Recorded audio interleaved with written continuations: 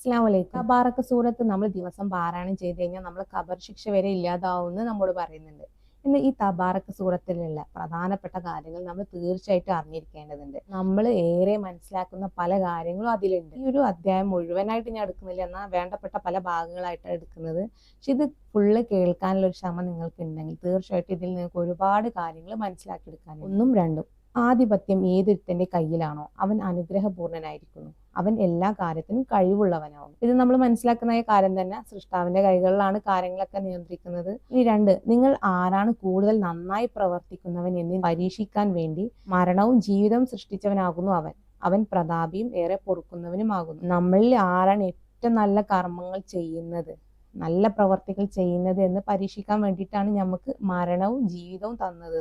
അപ്പൊ നമ്മൾ ജീവിച്ചിരിപ്പുണ്ട്. അപ്പൊ നമ്മൾ എന്താ ചെയ്യേണ്ടത്? നല്ല പ്രവർത്തികൾ ചെയ്യാൻ വേണ്ടി നമ്മൾ ശ്രമിക്കുക. സത്യവിശ്വാസവും സൽക്കർമ്മവുമാണ് നമ്മൾ വിജയിപ്പിക്കുക എന്ന് പറയുന്നത്. ആറാമത്തെ സൂക്തം പറയുന്നത്, തങ്ങളുടെ രക്ഷിതാവിൽ അവിശ്വസിച്ചവർക്കാണ് നരക ശിക്ഷയുള്ളത്. തിരിച്ചെത്തുന്ന സ്ഥലം വളരെ ചീത്ത തന്നെ.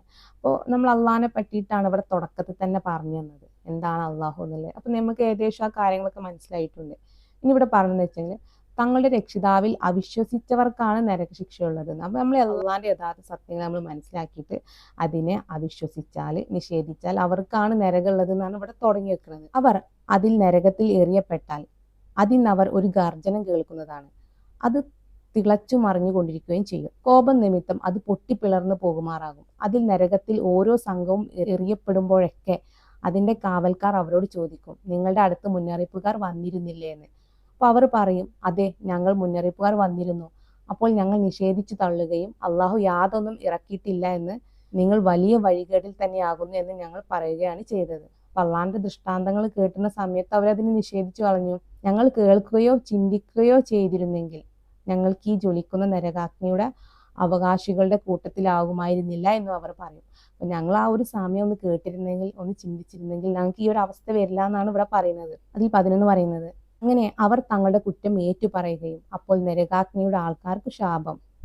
തീർച്ചയായും തങ്ങളുടെ രക്ഷിതാവിനെ അദൃശ്യ നിലയിൽ ഭയപ്പെടുന്നവരാരോ അവർക്ക് പാപമോചനവും വലിയ പ്രതിഫലവും ഉള്ളത്. നിങ്ങളുടെ വാക്ക് നിങ്ങൾ രഹസ്യമാക്കുക അല്ലെങ്കിൽ പരസ്യമാക്കിക്കൊള്ളുക. തീർച്ചയായും അവൻ അള്ളാഹു ഹൃദയത്തിലുള്ളത് അറിയുന്നവനാകുന്നു. അപ്പൊ നമ്മൾ വാക്കുകൾ പരസ്യമാക്കിയാലും രഹസ്യമാക്കിയാലൊക്കെ അത് സൃഷ്ടാവ് അറിയുന്നുണ്ട്. നമ്മുടെ ഹൃദയത്തിലുള്ളത് സൃഷ്ടാവ് അറിഞ്ഞുകൊണ്ടിരിക്കുന്നുണ്ട് എന്നാ പറയുന്നത്. കാരണം സൃഷ്ടാവ് നമുക്ക് ചുറ്റിലും വലയം ചെയ്യുന്നുണ്ട്, നമ്മളെ ഹൃദയത്തെ ചലിപ്പിക്കുന്നുണ്ട്.